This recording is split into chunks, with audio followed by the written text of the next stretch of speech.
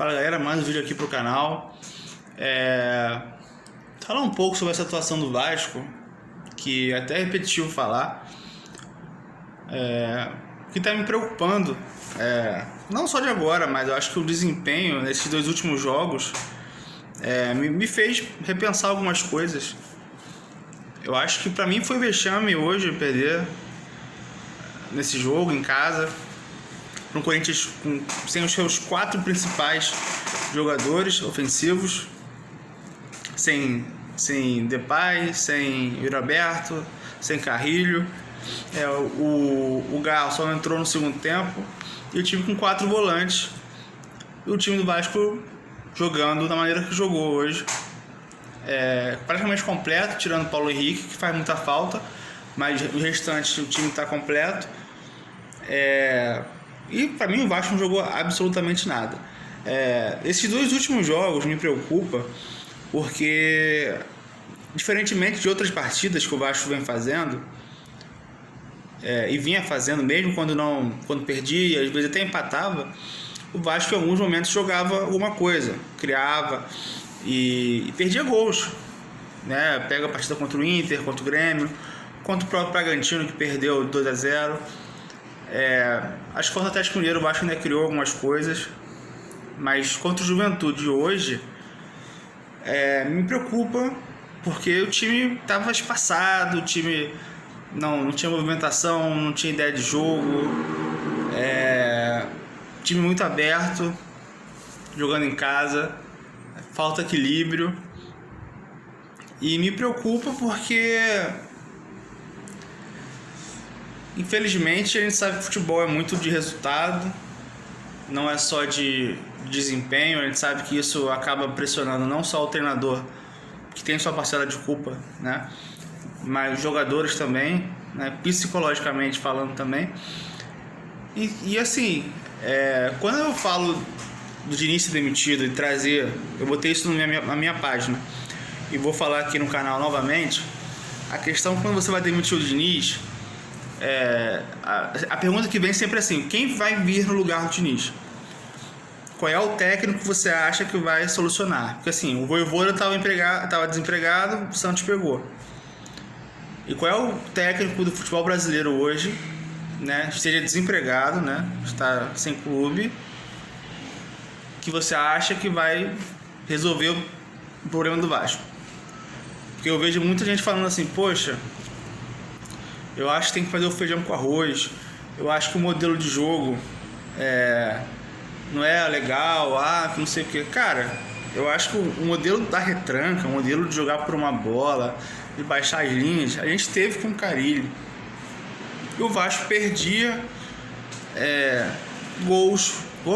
perdia jogos tomando gols e praticamente sem criar. Eu sempre pego assim, Vasco contra o Ceará, o Vasco não criou praticamente, quase dei uma chance, a não ser bola na área pro Verratti, que saiu o gol.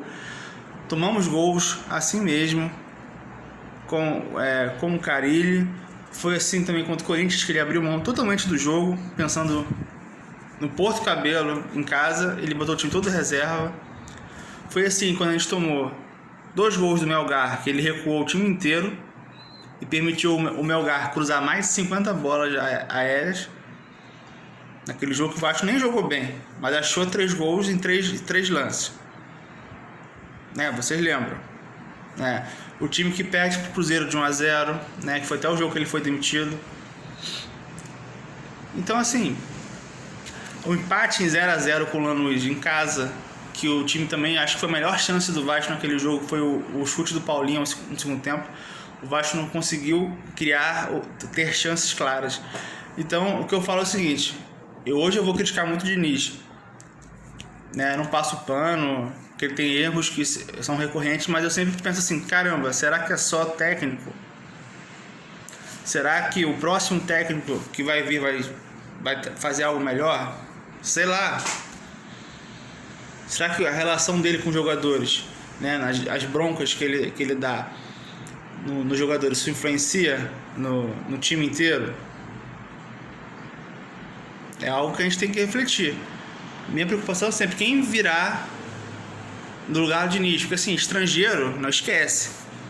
porque o cara não tem a menor ideia do que é o Vasco, de quem está lá, dos jogadores que estão lá, as características, né? A gente viu que foi o Álvaro Pacheco. Vamos lembrar disso. O que aconteceu com o Álvaro Pacheco. Totalmente perdido, em 4 jogos ele foi demitido.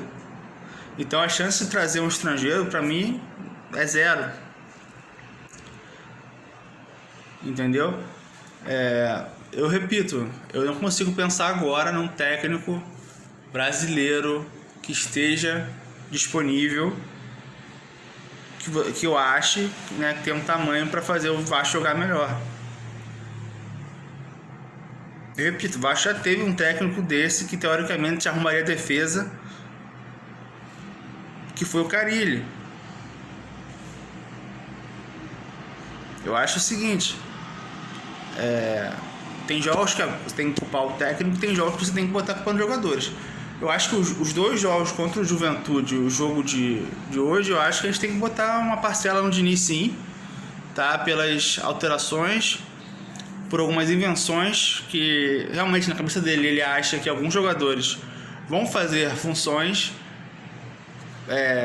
outras funções táticas, técnicas que não vão fazer. Porque assim, por exemplo, na cabeça dele, quando ele bota o Hugo Moura na zaga, lá atrás, quando tinha zagueiro, ele acha que o Hugo Moura vai fazer o que o André fazia. Não é o mesmo nível. E assim, o Nuno é um meia muito mais ofensivo, mas ele acha que o Nuno pode fazer o segundo volante como o Lima fazia no Fluminense com ele. Mas o Nuno não tem a mesma característica do Lima. O Nuno é mais jogador, mas nessa função de segundo volante, o Lima faz melhor. E ele continua botando o Nuno ali para tentar fazer uma saída de bola melhor, que não é, na prática isso não acontece. Porque às vezes o segundo volante tem que pegar essa bola mais de costas, tem que voltar para marcar, e a gente sabe que marcação não é o forte dele. Então tava ruim já o meio campo do Vasco, tava um buraco no primeiro gol do Corinthians, e o segundo gol foi exatamente a mesma coisa, a mesma jogada. Só que ali no segundo gol já estava com um volante só de origem. Quando eu digo que o Diniz tem culpa, primeiro, é continuar insistindo com o Puma na lateral. Para mim o Puma, ele é tudo menos lateral. Ele não tem condição nenhuma de ser o suplente do Paulo Henrique.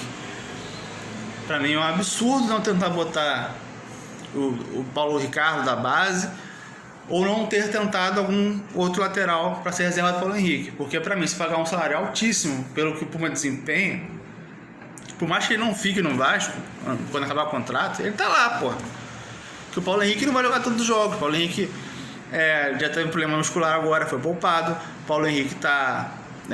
vira e mexe, ele tá com amarelado, suspensão. Então, assim, você botar um Puma ali, você perde muito do time. Eu acho que o Paulo Henrique hoje ele é tão importante no Vasco a ponto de, assim, de Nuno, de Verratti, de Coutinho. Porque o suplente dele é horroroso. Não existe. É claro que assim, o gol dele tem uma desatenção do Ryan também. Só que, cara, o lançamento ele vem lá diante do meio campo. E o Puma, em nenhum momento, ele diminui a distância pro Bidu. Antes do gol, teve um lance que o Bidu pegou a bola já na entrada da linha da área e o Puma botou a mão para trás, só que ele não foi diminuindo o espaço. Ele botou a mão para trás e ficou parado. O Bidu ficou, acho que uns 3 metros ali de diferença pro Puma e ele esperando só o cara resolver. O Bidu poderia ter chutado pro gol, poderia ter cruzado a bola. E todas as bolas foram pelo lado do Puma. Por quê? Porque ele não diminui a marcação. Se o Puma tivesse, de fato, o Ryan não marcou ele, mas se o Puma tivesse já ido para cima do Bidu, diminuído o espaço, ele não tinha cruzado aquela bola. Confesso que o Tietchan falhou, não acompanhou, o Jair também estava mal posicionado, mas o tempo que o Bidu ia perder tentando achar alguma outra jogada, ele não teria cruzado. E o Puma ele não entrega defensivamente e não entrega ofensivamente nada. Ele é burocrático, ele é medroso, ele não quer jogar, ele não tenta nada individual. Tu vê que todas as cruzamentos que o Puma faz é no bico da área e olha lá. Ele não chega nem na de fundo, pô.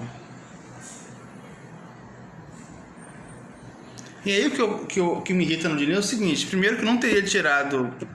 Que te machucou, já bota o Barros, acabou. Porque a questão do Verratti, o Vasco não perdeu por causa do Verratti E não também hoje empatou por causa do Verratti no modelo de jogo. Ele foi e bateu o pênalti. Mas a entrada dele ali não mudou muita coisa. Não que a culpa seja dele, mas no geral não mudou nem pro bem nem pro mal. Só que aí você tira o Tietchan machucado e bota o Verratti, você escancara o meio campo. Você abre totalmente o meio campo. E aí você ganha um pênalti, que foi pênalti sim, mas é um gol, é um lance achado, porque o time não estava produzindo. Cara, saiu o gol de empate, recompõe o meio campo novamente. Foi igual o jogo do Mirassol. O Vasco empatou o jogo. Tava com Thiago Mendes na zaga e o outro zagueiro. Já estava na base do desespero. O Vasco empata o jogo com o Mirassol. Ele, ao invés de recompor a zaga, ele não só não recompõe, como ele bota o Lloyd naquele jogo. E ficam 4 atacantes praticamente. Então, assim, o gol que sai na falha do Piton lá, tudo bem. Mas ele ia acabar saindo depois, porque o Vasco tá um buraco no meio. E hoje, depois do 1-1, porra, bota o Barros e, sabe, tira o outro jogador, tira o David e deixa o Nuno ali na posição mais aberta. Recompõe o sistema, com a gente com 4 jogadores no meio campo. Como é que pode, cara? Ele continuou com o Nuno em campo. Eu acho que deu 10 minutos depois do gol de empate do Vasco, o Vasco tomou o segundo gol do Corinthians, porra. E vou te falar, não saiu antes, porque o time de jogadores do Corinthians também tem jogadores muito limitados. Tem muito garoto. Se fosse o time melhorzinho, ele teria feito o gol antes. Mas é o que eu falo. Por que ele não recompôs o meio campo depois do gol de empate? Porque tem que saber ler o jogo. O Vasco não estava jogando bem.